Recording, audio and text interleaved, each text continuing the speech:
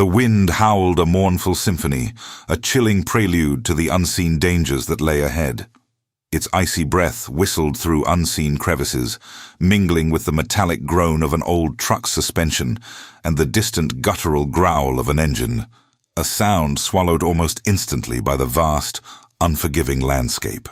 What separated the brave from the foolhardy when death lurked around every bend? For Elias Thorne, the answer was simple: desperation. His eyes, usually stoic, held a haunted depth, reflecting burdens far heavier than any cargo he carried. His hands, calloused and strong, gripped the worn steering wheel, a silent testament to years spent battling asphalt and gravity. He wasn't driving for glory or for the thrill of conquest. He was driving for Lily, his younger sister, whose fragile existence flickered like a candle in a gale. A faded photograph, tucked into the sun visor, showed her smiling, a ghost of her former self, a stark contrast to the grim reality of her illness. Her image was his compass, his fuel, his unwavering resolve. The mountain ahead wasn't just a physical barrier. It was a symbol of nature's raw, indifferent power, a formidable antagonist against his desperate hope.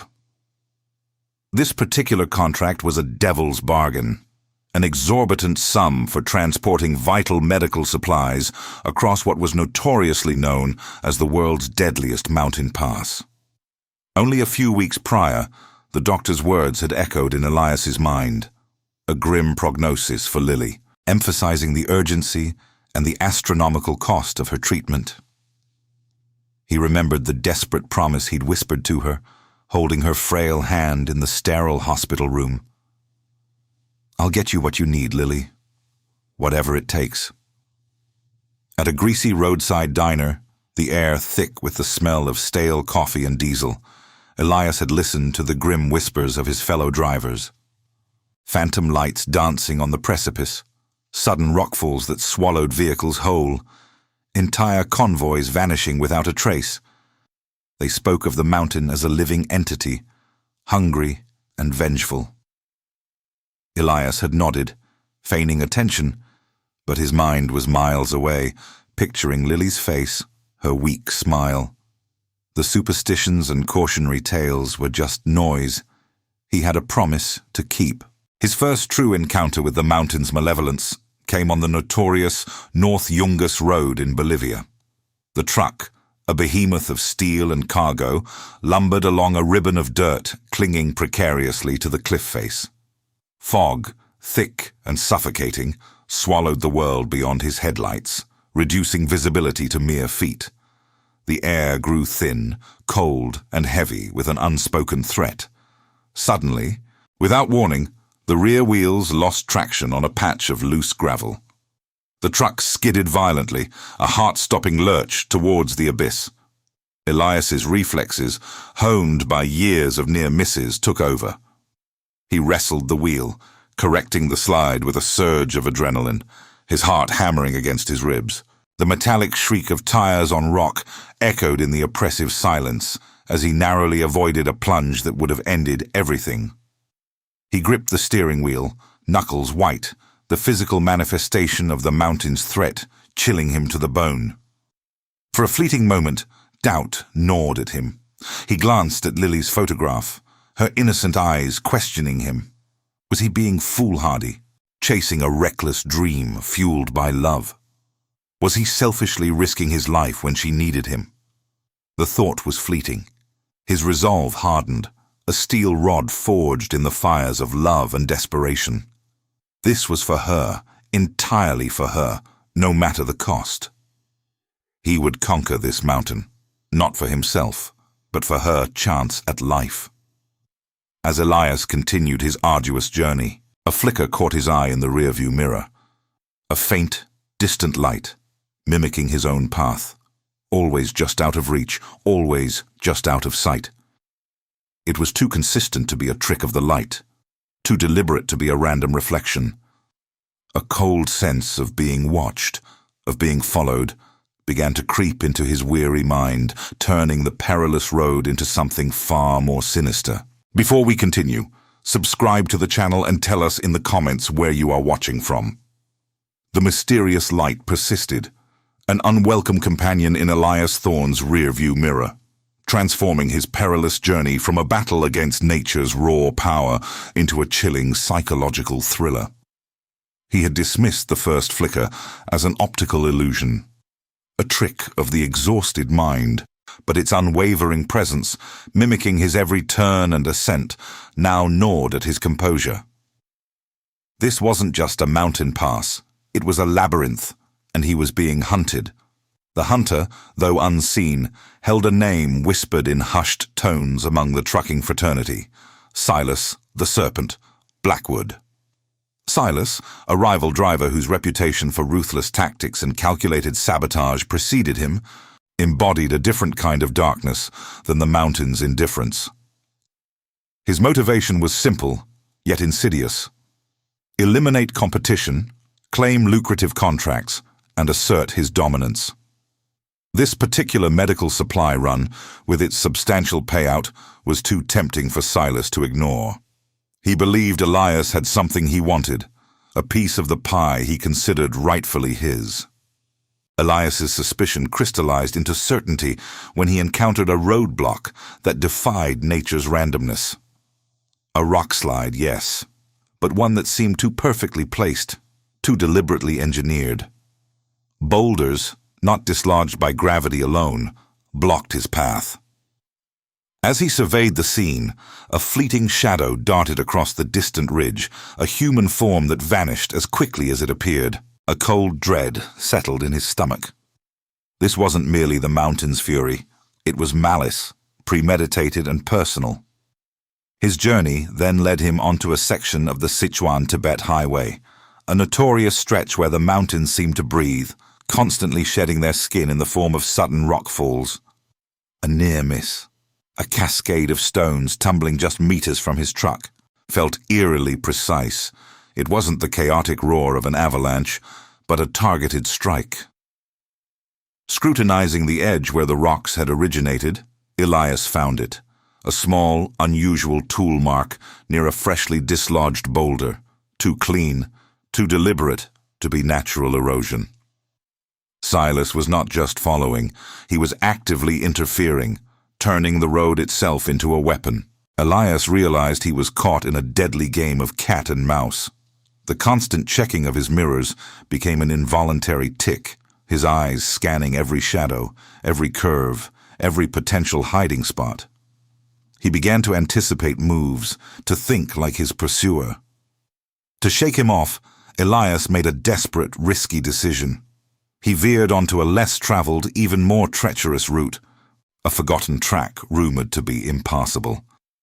The hope was to lose Silas in the labyrinthine folds of the mountains, sacrificing precious time and increasing his own danger for a chance at escape. A brief, unsettling memory surfaced. Silas Blackwood at the contract office, his eyes, cold and calculating, lingering on Elias's paperwork, a sneer twisting his lips. There had always been an undercurrent of animosity, fueled by Silas's jealousy of Elias's consistent reliability and skill. Silas saw Elias as an obstacle, a man who consistently snatched the most profitable runs. The physical exhaustion was immense, but Elias's focus had shifted. The primary threat was no longer the indifferent mountain, but the malevolent human lurking within its shadows. Paranoia mingled with a fierce, burning determination. He clutched Lily's photograph tighter, her innocent face a silent vow, a constant reminder of why he endured this torment. He would not fail her. He could not fail her. As Elias navigated a particularly remote and desolate stretch, the infamous Karakoram Highway in Pakistan, a new, more insidious problem emerged. The fuel gauge, which had shown a healthy half-tank just an hour prior, suddenly plummeted, the needle quivering dangerously close to empty. A cold wave of realization washed over him. The sabotage was more extensive than he had imagined. Silas hadn't just tried to block or scare him, he had crippled him. Elias was running on fumes, miles from any outpost, with the desolate, unforgiving landscape stretching endlessly before him. The truck sputtered, then coughed, its engine threatening to die with every revolution. Elias, his jaw tight, coaxed it forward, the needle of the fuel gauge flickering ominously on empty. He was running on fumes, both literally and figuratively, his body screaming for rest, his mind a whirlwind of fear and fury. Then, through the shimmering heat haze, he saw it. Silas Blackwood's distinctive, mud-splattered truck, parked brazenly in the middle of the narrow pass. It was a stretch of road so precarious, so exposed, that it seemed designed for a final, desperate confrontation. The path ahead narrowed to a single lane, with a sheer, dizzying drop on one side, and an unforgiving rock face on the other, a deadly gauntlet known to locals as the Zoji La Pass. Silas emerged from his cab, a smug, predatory grin splitting his face. He held a heavy wrench, not as a tool, but as a weapon, its glint reflecting the harsh sun. Well, well, if it isn't Elias Thorne, limping to the finish line, Silas sneered, his voice dripping with condescension. Thought you could outsmart old Silas, did you? Fool, that medical cargo is mine, and so is the glory. He gestured with the wrench towards Elias's truck. And as for your little sister, a shame, really. Such a delicate flower, needing such expensive care. What will become of her now, I wonder, without her big brother to play hero? The words struck Elias like a physical blow, igniting a primal fury that burned away his exhaustion. Lily's fragile face flashed before his eyes, her hopeful smile, the desperate promise he had made. Silas's taunts were not just about the cargo, they were about Lily, about everything Elias held dear. A red haze descended, blurring the edges of his vision. He gripped the steering wheel, knuckles white, his love for Lily transforming into a terrifying, concentrated rage. This wasn't just a delivery anymore. It was a fight for his sister's life, and he would not lose. With a sudden, desperate surge, Elias slammed his foot on the accelerator. The truck, against all odds, lurched forward, gaining a surprising burst of speed. Silas, momentarily stunned by the unexpected aggression, stumbled back. Elias angled his truck, aiming not to hit Silas directly, but to use his massive vehicle as a battering ram against Silas's parked truck. The impact was deafening, a sickening crunch of metal on metal that echoed across the desolate pass. Silas's truck, caught off guard, skidded precariously, its tires losing purchase on the loose gravel at the cliff edge. Silas, regaining his footing, lunged at Elias's door, his face contorted in a snarl of pure hatred. A brutal, desperate struggle ensued, not just a battle of fists, but a clash of wills on the very edge of the abyss. Elias, fueled by an almost supernatural strength born of his love for Lily, fought with a ferocity he didn't know he possessed. He deflected Silas's wild swings, returning blow for blow, the scent of fear and adrenaline thick in the air. Silas, caught in his own trap, stumbled backward, losing his balance as the ground crumbled beneath his feet. With a guttural cry of surprise and terror, he toppled over the edge, disappearing into the vast, unforgiving chasm below. Elias watched, grim-faced, as the echoes of Silas's fall faded into the wind. There was no triumph, no elation, only the heavy, chilling weight of what he had been forced to do. His truck, damaged but still functional, coughed back to life. He managed to nurse it forward, the last drops of fuel propelling him to a small, dusty outpost that appeared miraculously on the horizon. The medical supplies, battered but intact, were delivered. Later that evening, from a static-filled phone line, Elias heard Lily's weak but unmistakably joyful voice. She was feeling better, she said. The medication's already working wonders. He closed his eyes, relief washing over him, a wave so profound it almost buckled his knees. He looked at the faded photograph of Lily, tracing the faint scar on her wrist, a reminder of the battle he had just won for her. As Elias drove away from the mountains, the first rays of dawn painting the sky in hues of gold and rose. The roads ahead seemed less daunting. They were still dangerous, still unpredictable. But he had faced the worst and emerged victorious, not for glory, but for love. He looked at Lily's photo again, a faint, weary smile finally touching his lips. Some roads are meant to be conquered, not for the thrill, but for the love waiting at the end.